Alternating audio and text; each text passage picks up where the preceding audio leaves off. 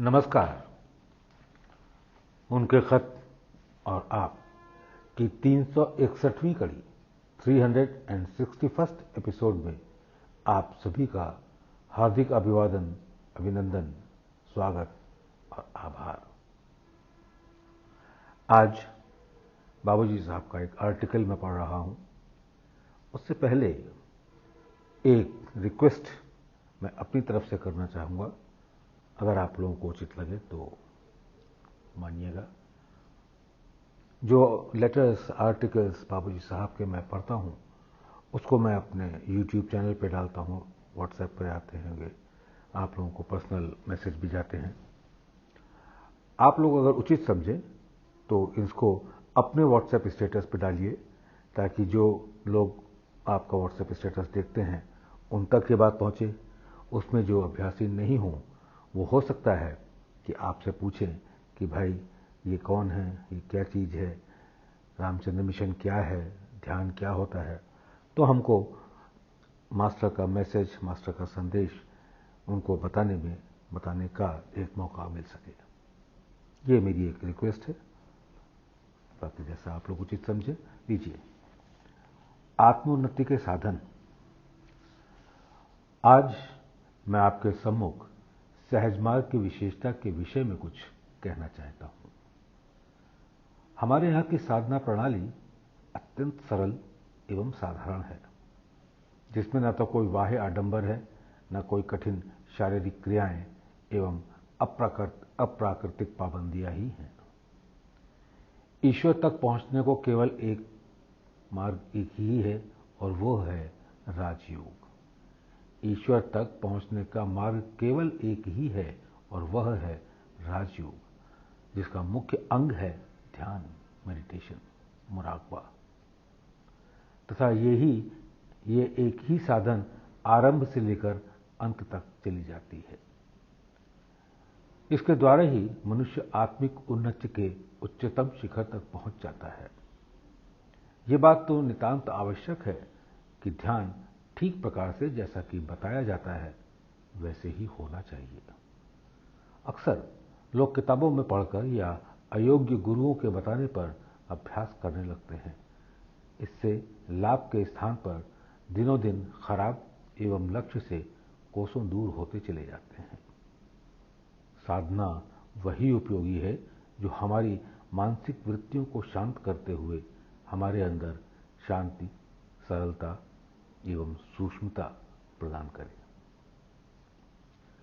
एक कठिनाई और भी आ जाती है कि हमारा मन अस्थिर होने के कारण बाधा डालता है। अभ्यासी को इसका तजुर्बा केवल अभ्यास करने पर ही हो सकता है कि सहज मार्ग द्वारा कितनी जल्दी हम उस अस्थिर अवस्था से अलग होते हुए उन्नति के मार्ग पर अग्रसर हो जाते हैं एवं आध्यात्मिकता के चटियल मैदान में हमारी रफ्तार कितनी तेज हो जाती है। हजारों वर्षों में जब कभी समय आता है और समय को आवश्यकता पड़ती है, तब किसी ऐसी महान शक्ति द्वारा हमें ऐसी महान साधना एवं प्राणाहुति प्राप्त हो पाती है। समय बदलने के साथ हम इस यौगिक प्रणाली प्राणाहुति भूल गए। पूर्वजों की इस पवित्र चीज को ऐसे भुला दिया कि यदि किसी ने इस शक्ति का प्रयोग भी किया तो सब उसे मिसमेरिज्म अथवा हिप्नोटिज्म ही कहने लगे। बात यही हुई कि हम स्वयं इस हद तक गिर गए कि हमने ऐसी अनुपम एवं पवित्र चीज की वास्तविकता एवं सच्चाई को भुला दिया कि हम में रंग और लाल की तमीज भी बाकी न रही। किंतु ईश्वर अब वह समय अवश्य लाया कि लोग आध्यात्मिक प्रणाली की नई खोज से लाभ उठावें। ये अवश्य है कि इस ब्रह्म विद्या के सीखने वाले भी कम हैं और बताने वाले उससे भी कम, क्योंकि ये चीज इतनी हल्की एवं सहज और सुगम है कि लोगों की समझ में ही नहीं आ पाती। लेकिन उनको मालूम होना चाहिए कि ईश्वर किस कदर सूक्ष्म एवं सहज और सुगम है। इसलिए उसको प्राप्त कर पाने के लिए हमको वैसे ही सीधे साधे तरीके अपनाना चाहिए एवं वैसा ही बनना चाहिए। जब तक हम अपनी आंखें वैसी ही न बना लें, तब तक हम सादी, शुद्ध एवं मासूम हालत तक पहुंचकर ईश्वर को प्राप्त नहीं कर सकते। हमारी संस्था में यही चीज अभ्यासी के अभ्यास से तथा प्राणाहुति द्वारा उसके अंदर उत्पन्न होने लगती है, जिसका अनुभव समझदार तथा अनुभवी पुरुष बहुत जल्द कर सकते हैं। परंतु ये सब चीजें हर युग और समय में केवल उन्हीं लोगों को दी जाती थीं जिनको इसका पात्र समझा जाता था। परंतु अब जमाना बदल गया है। अब अगर इत्तेफाक से कोई प्राण शक्ति देने वाला अच्छा भी मिल जाए, तो जब तक कि वो कोई चमत्कार न दिखा सके, लोग उस पर एतबार नहीं करते। हालांकि एक राजयोगी जो वाकई अच्छी प्राण शक्ति देने वाला है, चमत्कार दिखा सकता है, मगर तजुर्बा इस बात को सिद्ध करता है कि चमत्कार दिखाने से इस चीज में उन्नति नहीं होती। हमारी निगाह वास्तविक ध्येय पर होनी चाहिए।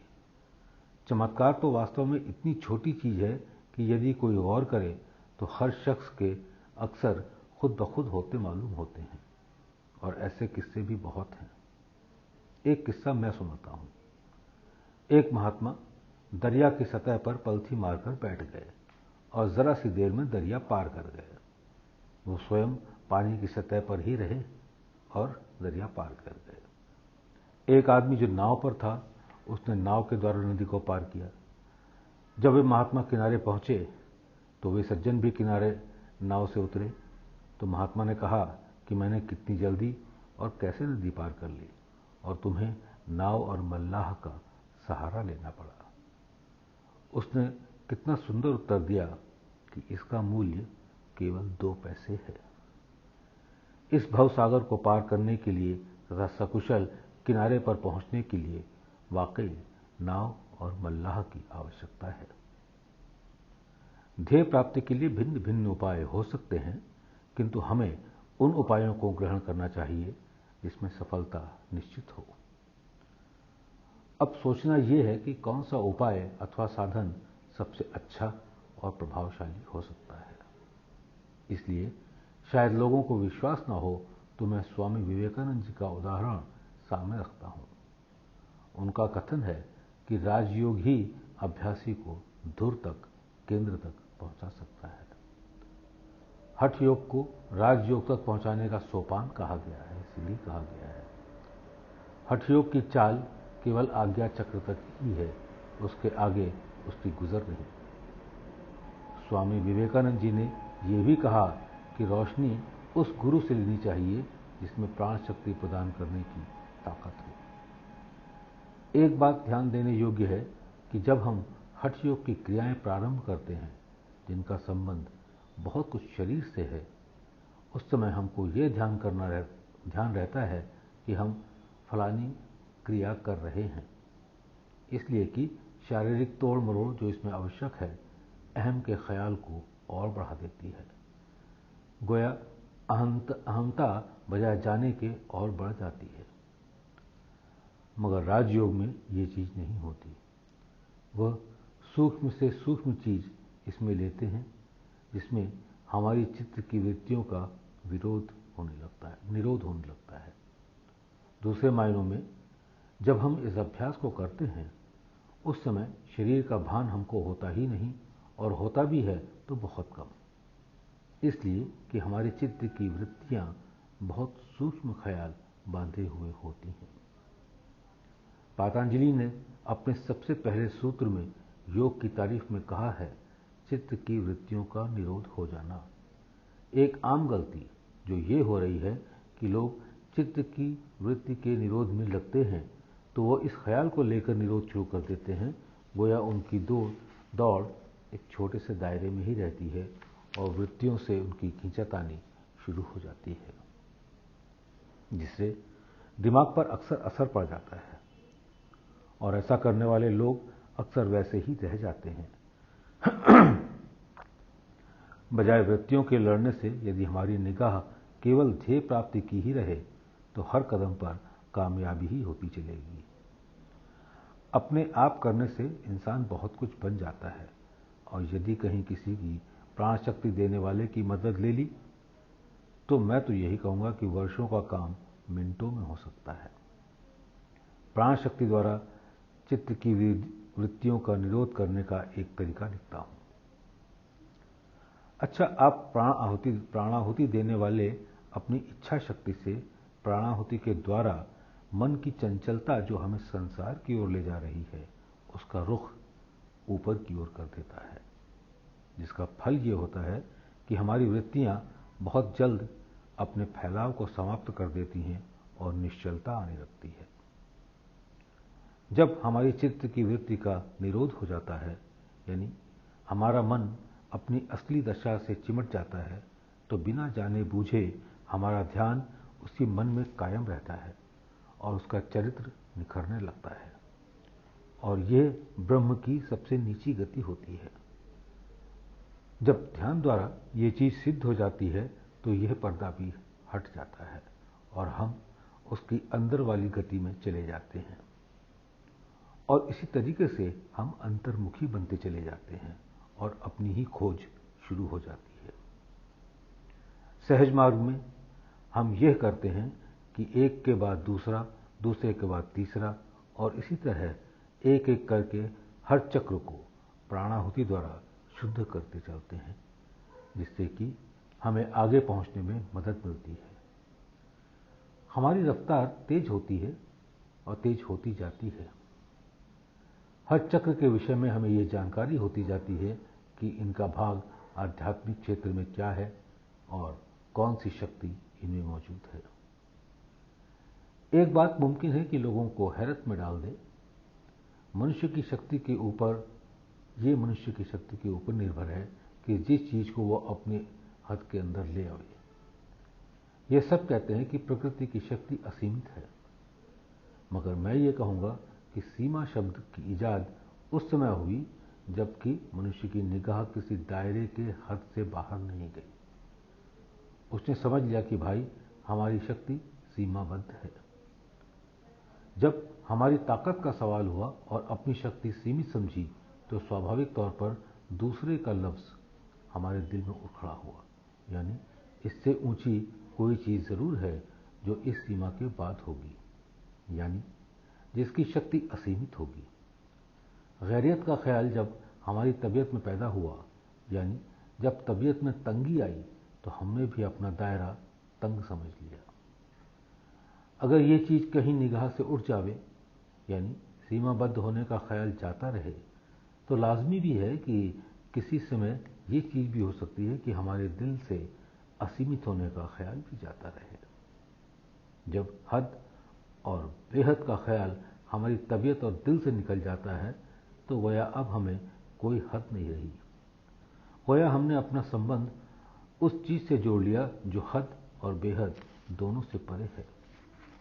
जब यह हालत हुई और कहीं इस हालत का पहुंचा हुआ प्राणाहुति देने वाला मिल गया तो चीजें अजीब और असंभव मालूम होती थीं, तो वो चीजें जो अजीब और असंभव मालूम होती थीं संभव हो जाती हैं। अगर कोई व्यक्ति ऐसा है कि उसको पूर्णतः लिबरेशन की हालत में डाल दे, तो सहज मार्ग का तरीका ये है कि उसकी रूह को अपने वतन की तरफ, यानी जहां की उसका असल भंडार है, फेर दे, और ये चीज इच्छा शक्ति से पैदा कर दे कि जब इसका अंत समय होगा उस समय वो ऐसी हालत पे आ जाएगा कि रूह अपने असल भंडार में पहुंच जावे।